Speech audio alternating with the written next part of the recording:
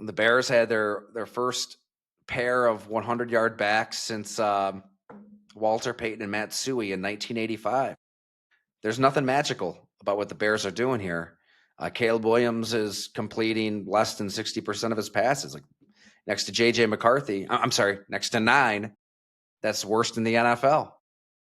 They would be the first team that could be the first team in NFL history to have the number 1 seed with a quarterback who's last in completion percentage. It's never happened since they started seeding in 1975.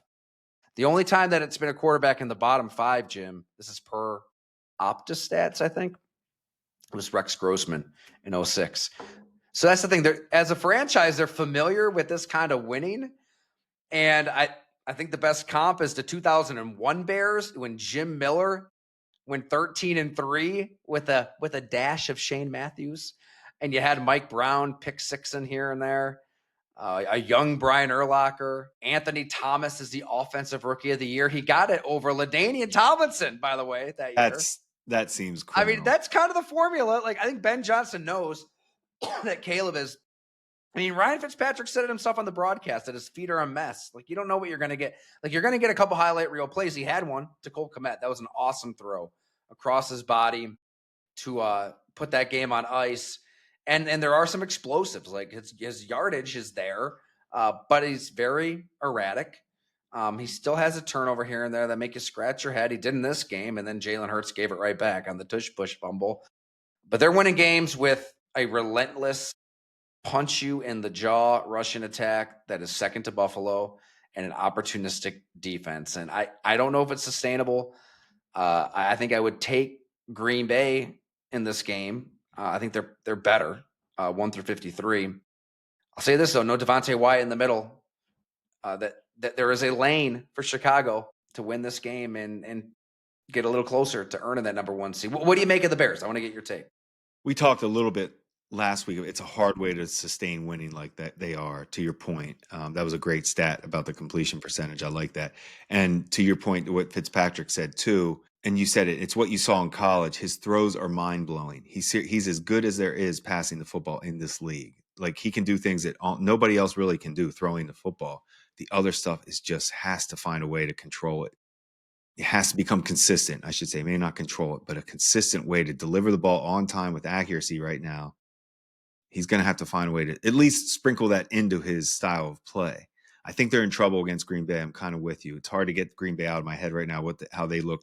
When Love plays like that last, when you see Love, that's the Love that, like I always say, can he really, because there is that Love that I still don't buy, but that's the Love that, yeah, you can win a Super Bowl with that for sure. With Micah Parsons, I mean, we grew up as Green Bay fans. That's the combo. That's Reggie White. That's Brett Favre. That's how you turn. That's pass rusher, quarterback. Let's win. It is. Yeah, I love what Ben Johnson's doing, though. I love the fact that he's not just going to completely change everything he believes in because this is what Caleb Williams did at USC. And that was a mistake. I mean, by the 2024 staff. And they admitted it to me in our series. Coaches on that staff said, we shouldn't have coddled Caleb Williams. We shouldn't have catered to Caleb Williams and changing our snap count and changing our offense and simplifying things and giving in to everything that he wanted. And you understand why they did it. I mean, that was the understood. It wasn't like Ryan Poles just sat all the coaches down and said, do what I say, make it as easy. It was just kind of understood because they were in full-fledged recruiting mode. Like, they were trying to convince this guy to play for him. Like, it's all out there now. I mean, Caleb Williams and his dad and American Kings in Seth Wickersham's book, it's clear, like, they almost didn't even want to go there. So you're the Bears. You're convinced him to play for you. And schematically, I mean, teams have done this in the past too. I mean, one of the best coaches in football, Kyle Shanahan with Washington, they completely changed their offense for RG3, one rookie of the year over Andrew Luck and Russell Wilson. So, but it's a sugar high. It's not going to last. Like, even if Ben Johnson would have created a Caleb-friendly offense, maybe they're 9-3 like they are now. But to win long-term, to sustain success long-term, you need a quarterback who can excel in the pocket, who can play under center, who can play the quarterback position, right?